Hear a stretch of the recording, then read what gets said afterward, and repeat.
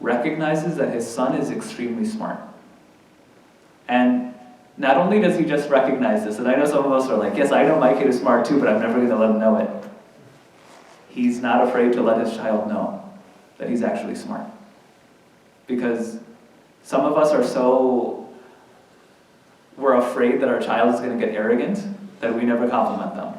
Even if they're smart, I will never tell them. Yaqub alayhi salam tells him right away that Allah has chosen you. Actually, the word he uses also is yajtabika. He basically calls Yousuf alayhi salam mujtaba, which is to be chosen, but not just chosen like for the sake of being chosen. There are two words in Arabic that can be used to choose someone for a particular task. One is istafa, just like one of the nicknames of our messenger. The names of our messenger is Mustafa, the one who is chosen. But Mustafa would be if I walked into this room and I said, my car has a flat tire, inshallah it doesn't, but if I said my car has a flat tire, someone help me. I'm asking for anyone to come to help me. Mujtaba or ijtiba is actually, I hold interviews of everyone in this room, and I have a very specific problem. Let's just say I need to write a column for a newspaper. So I take a writing sample from every single person, and then decide this person has the best writing. So let's just say I found like Brother Moeed, it's like, you're really good at writing. So I choose you because you're really good at writing. That is ijtiba. Yaqub alayhi salam is telling Yousuf alayhi salam, Allah, because of your unique characteristics, has chosen you. And Allah is going to continue to teach you. In ta'weed al-hadith, the inner meaning of everything. وَيُتِمُّ نِعْمَتَهُ عَلَيْكَ, and He's going to shower His blessings on you. وَعَلَىٰ آلِ يَعْقُوبَ كَمَا أَتَمَّهَا عَلَىٰ أَبَوَيْكَ مِنْ قَبْلُ إِبْرَاهِيمَ وَإِسْحَاقَ. And He's going to shower His blessings upon you, and not just you, but the entire family of Yaqub. The reason that's significant is, this isn't something that's going to make your brothers, because his brothers are going to be jealous, but he said, no, this is going to make all of the children of Yaqub, every single one of the family of Yaqub, they're all going to be raised because of this. And it's going to be in the same way that He blessed our parents before us, our ancestors. He immediately links him to his entire family. That He also did this to Ibrahim alayhi salam, He also did this to Ishaq. He's making him proud of his legacy right away. And then He continues, Inna rabbaka alimun hakim.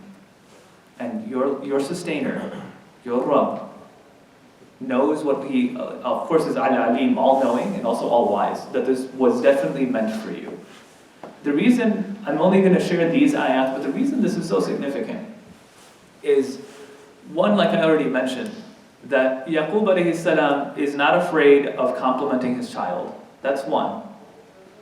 When he pays attention to the speech of his child, he doesn't just think, oh, it's a 7-year-old with another dream. That's all it is. He pays attention to the grammar that his child uses. My child doesn't usually mess up on grammar. What is going on here? What is he thinking right now? He pays attention to his child. That's one.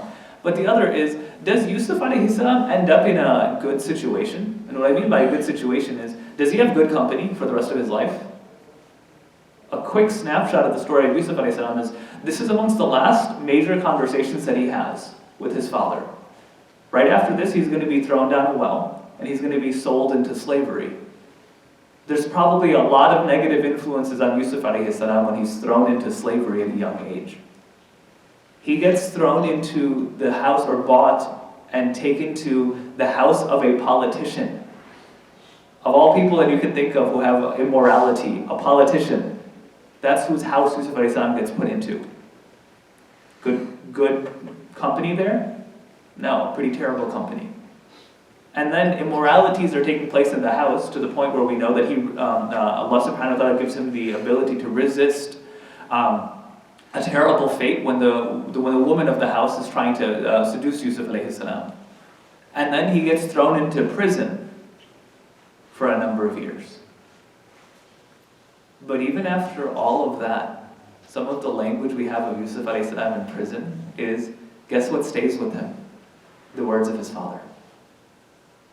When he's gonna speak to the prisoners, what does he speak about? My father taught me this. And I'm part of a long legacy. And I have inherited this long legacy. Why is that important? Because the words we say to our children in their youngest days, the confidence that we instill in them, yes, we hope that they have an amazing company and they're saved from every single problem that they can have growing up. We hope and we pray that Allah subhanahu wa ta'ala protects all of our children. I mean, but part of what's found in the lessons of Yousuf alayhi salam is small words. That small amount of time that Yousuf alayhi salam had with Yaqub alayhi salam had such an impact on him that it had set him on a path for his entire life. It set him on a way to deal with any challenge that came after. Because there was such trust that was really built there. And the reason I think that's really significant is I get asked all the time, what do I do to prepare my child for college? And I can give you a list of 4 to 5 major challenges that they're going to be facing, right? But more important than any of that is one of the major things I see as a difference is children who trust their parents and children who don't trust their parents. That ends up being a pretty big qualifying difference between how someone behaves in their college experience. Children who trust their parents are the ones who were raised in a way that they could tell their parents everything. And the other way around, that their parents told them everything. Because what allows your child to know it's okay to tell my parents things is when the parents know that the child can't yet handle the information, but they tell them anyway. Why? Because there was trust there. So that's also then the same thing that the child ends up understanding. That even when my parents can't understand it, I will tell them because they told me when I couldn't understand something. It's a two-way relationship. So if there are any issues, your parents might be people that you could go to. Other things is that parents that are vulnerable with their children. Parents that are willing to even sometimes say that you're going to face challenges that I don't know how to deal with. But that's okay, let's both find the resources together. That is a much better approach than a parent who knows that they don't know how to deal with challenges, yet pretends to anyway. Because the child can see through it. The child knows kind of how to see through it. And our children are going to be challenged. I can tell you, as children end up in school, other than the typical, there's going to be their challenge of gender interactions. There's going to be the challenge of all of the vices that we hear about, of cheating, of lying, these type of things. But actually, as our children are getting older, they're also going to have what is going to be their approach to LGBTQ issues. What is there going to be their understanding of, is drug use okay, is it not okay? What is their understanding of even if they need Allah subhanahu wa ta'ala in their lives or not? Statistics are not, I'm not here to fearmonger, but statistics are not on our side. The study that was done in 2013, I believe, 2012, from the Family and Youth Institute, found that 1 in 5 children Muslim children that go to college, 1 in 5 of them, so 20% of them, will leave college without identifying as a Muslim anymore. May Allah subhanahu wa ta'ala protect us. But part of what that means is we need to make sure to set up whatever way we can that our children are able to talk to us when they honestly have to talk to us. And what does that start off with? Is us being able to talk to our children sometimes even about the problems within our own families. That is a place to start because that builds trust. And I know there's this element of, but we want to make sure that they have a good relationship with the rest of our family. I'm not saying Yaqub alayhi salam didn't talk about the rest of his children by throwing them under the bus. He actually humanized them and said, it's not this. If I was to imagine what the conversation of Yaqub and Yousuf alayhi salam was, there would be a complicated conversation about what is jealousy. What can jealousy cause people to do? Sometimes something that is good. Is competing for a father's love a bad thing? Is wanting your father to love you a bad thing? No, it's definitely not. But this was probably a complex conversation about diseases of the heart, that sometimes even trying to chase after a good thing can lead to a bad thing happening, can lead to someone changing their entire understanding of what is an action that's appropriate for us to do and not appropriate for us to do.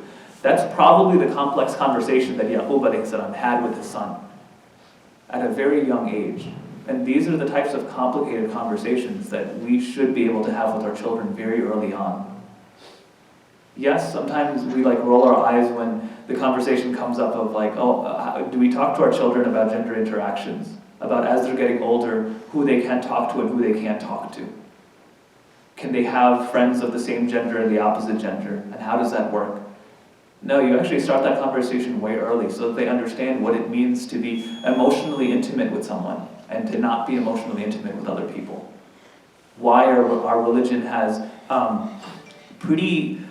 according to our children's standards or this community standards, has pretty strict guidelines when it comes to how you can talk to someone of the opposite gender.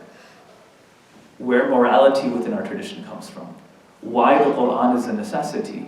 Why the existence of Allah subhanahu wa ta'ala is a necessity. This starts off way younger than they can handle it. This doesn't start in college. If it starts in college, they haven't started the groundwork that they need in order to come. And again, it's not that everything needs to be done beforehand, because just like when we think of almost any subject that a young person learns about, a young person learns about, I don't know, how money works.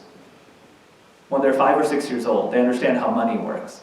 It's not really complicated yet. I actually remember, I've shared the story a couple of times, but I went with my nephew to a mall. He was 6 or 7 years old at the time, and he wanted me to buy him something, and I told him I have no money. He pointed over to the ATM and said, "That box has money in it, go get it." He's right.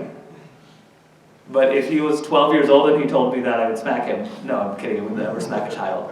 But I would at that point teach him that like, this isn't how economics works. Here's a quick lesson in that box doesn't just give you money. There's such thing as a bank account connected behind it. But his understanding of this subject increases over time. When you're young, you're told, oh, the sky is blue because the ocean is blue. That answer is completely wrong. When you're a little bit older, you're like, well, light from the sun as it's refracting through the Earth's atmosphere, blue light actually travels to our eyes a little bit faster than the other light, so that's why that enters into our eye first, and also because there's a lot of N2 and O2 in the atmosphere, that they tend to actually reflect blue light more than they can reflect the other side of the spectrum. You won't tell a 6-year-old that. Why? Because it's too complicated, it gets more advanced over time. But you do start the conversation back when they're 6 years old. That there are things that they don't really understand, and you speak to them at a level slightly more difficult than they are able to handle. But when you're able to do that, that builds trust. That builds, and even in terms of interactions, when there are compromising situations within our families, we let them know about it. Why? Builds trust. I can tell my parents about anything, and they can tell me about anything. So that at the second's notice of things are problematic, they can go to their parents as a support system. And maybe and the other thing that is important is parents won't know the answers all the time. They won't know how to deal with it. But it's much better if that gets given to the children of, oh, let's go both find resources together. Maybe I'm not the person, but here's someone maybe you can trust. That they do that rather than children coming up with in their own head that my parents don't know how to handle anything, so let me go ahead and Google it. Because let me tell you, when they go down the route of Googling every answer, that's a very dark place. And also that leads to a trust of, I don't trust people anymore, I trust references. And these references might not have the best in mind. They're not nurturing as a parent is supposed to be, as sometimes community members are supposed to be for our children. So those are just a few lessons from the story of Yousuf alayhi salam that I wanted us to really try to take in and try to dictate the way we have our relationships with our children. Because when these lessons are taken up, when we have beautiful relationships with our children, even if things don't go well, because when we look at the story of Yousuf alayhi salam, things don't go well. Of course, everything is to Allah's plan. But when we think about the ideal situation that a young person has, he has a very compromised upbringing. But Allah subhanahu wa ta'ala will constantly talk about the akhlaq of Yousuf alayhi salam. Actually, we have a hadith of the Prophet sallallahu alayhi wasallam that talk about the akhlaq of Yousuf alayhi salam, how he went about his interactions with people, how he understood what justice was, how when the time came for forgiveness, he was able to forgive his family. These are amazing qualities for someone to have, and it started from the very beginning. It started from the first detail that Allah subhanahu wa ta'ala shared about Yusuf alayhi salam. That was the conversation that he has with his father. May Allah subhanahu wa ta'ala make us fathers who are like Yaqub alayhi salam. Ameen. May Allah subhanahu wa ta'ala give us children who are like Yusuf alayhi salam. Ameen. Who have the ability of withstanding any hardship that Allah subhanahu wa ta'ala puts in their path, and have the ability to constantly recognize what is guidance and what is misguidance, and to stay on guidance and stay away from misguidance. Jazakallah khairan. And I think we have a few minutes left, inshallah. I was told to keep a few minutes for Q&A in case anyone has any questions. What was the interpretation that Yusuf Islam did? Like, how did he pick on that? Yeah. So how did Yusuf alayhi salam kind of interpret the dream already? And how It's found through the grammar of the fourth ayah of Surah Yusuf. He talks about the sun, the moon, and 10 stars. In Arabic, if you're talking about inanimate objects, so you typically will use the inanimate form of grammar, which would be lisajida, that you would make all of them feminine and you would make them all singular. But he says lisajidin, which is how you would describe people if people were